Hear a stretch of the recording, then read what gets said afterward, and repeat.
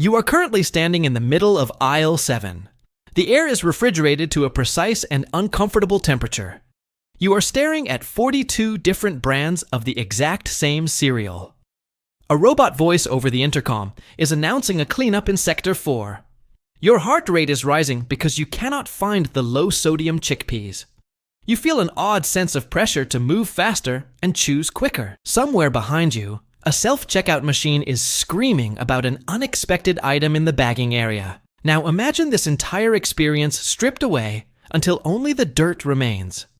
Imagine walking into a chaotic square filled with smoke and shouting men. You are not looking for a barcode or a nutritional label today. You are looking for a human being you can actually trust. If you have ever felt like a ghost while buying your groceries, stick around because Stickwise is here to explain why your brain hates shopping. The answer to your shopping anxiety lies in a world before price tags. It changes how you see every single shelf in your local store.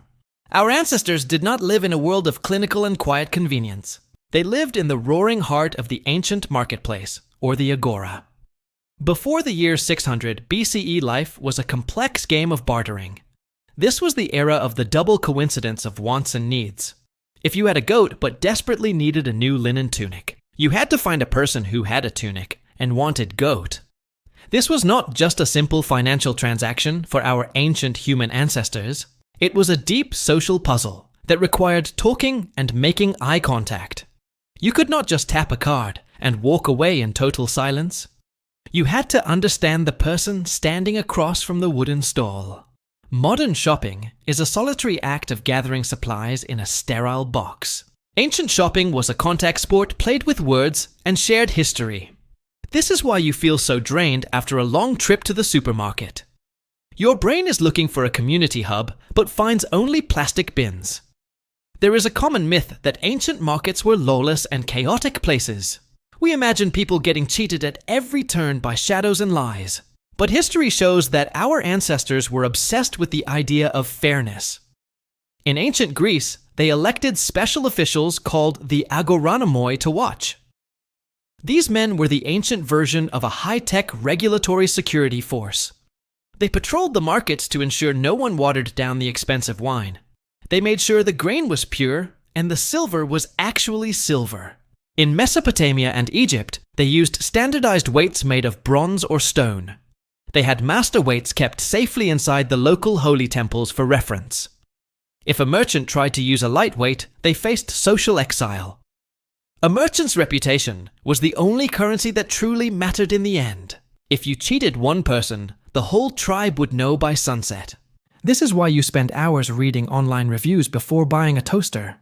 You are searching for that ancient feeling of a merchant with a reputation. You are trying to find the Agoranomoi in a world of digital bots. If the ancient market was a social hub, then the supermarket is different. The modern store is what sociologists call a social desert or empty space.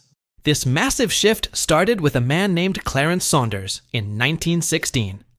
Before his invention, you walked up to a counter and talked to clerks. You told the clerk what you needed, and they fetched it for you. Saunders created Piggly Wiggly, which was the very first self-service grocery store. He realized he could save money by making the customer do the work. This shifted the labor from the paid professional to the hungry consumer. It also removed the need to speak to another human being at all. This was the beginning of what we now call the Great Thinning Effect. We traded the warmth of the village square for the speed of aisles. If you're getting something out of this, hit subscribe right now. It genuinely helps this channel keep digging up stories like this one. You think you are choosing your food, but the store is choosing you. Supermarkets are designed like high-stakes casinos for your stomach and your wallet. Have you ever wondered why there are no windows in a grocery store? They want you to lose track of time while you wander the aisles. They place the milk and the eggs at the very back of the store. They force you to take the long walk past 1,000 high-margin items. You came for bread, but you are currently considering a seasonal scented candle. This is called choice architecture, and it is a silent psychological trap. They put the bakery and the flowers right at the front entrance today. They want to hit your nose with the smell of fresh baked goods. This sensory priming triggers a prehistoric hunger response deep in your lizard brain. It makes your basket size grow by a significant and measurable percentage. This is why you always leave the store with things you never wanted. You are not weak, but you are being hunted by a scientific layout. In the ancient world, value was a fluid and living thing between people. You negotiated the price of a fish based on the sun and mood. But the 19th century department stores invented the concept of the fixed price. This removed the haggling tax on time and made mass accounting very easy. It turned a social interaction into a cold and mathematical data point. Everyone pays the exact same price regardless of who they are today. But the fixed price did not last forever either. And what is replacing it might be the strangest part of this whole story. We are currently entering a very strange and new third phase. The fixed price era is ending and the ancient world is coming back online. Technology and AI are reintroducing the ancient mechanics of haggling into our lives. Amazon changes its prices millions of times every single day based on demand. This is just a high-speed digital version of an ancient merchant's intuition. If the algorithm thinks you want it badly, the price will surely rise. Some stores are even testing AI chatbots that allow you to negotiate prices. You can literally haggle with a piece of code over a pair of shoes. This combines the ancient thrill of the deal with the coldness of automation. But there is a dark side to this return of the fluid price. In the ancient market, everyone saw the same price, but paid differently later. Now the AI can show different prices to different people based on data. It knows your zip code and your search history and your bank balance. It is like a merchant who knows exactly how much gold is in your pocket. This creates a world where the transaction is fluid, but the trust is gone.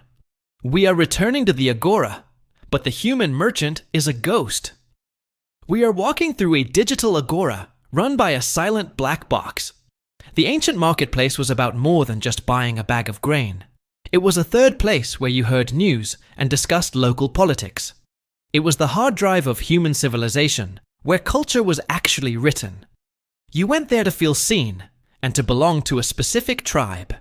The modern supermarket solved the ancient problems of food scarcity and hygiene. We no longer worry about unadulterated grain or getting sick from bad meat, but we traded the soul of the transaction for the convenience of scale.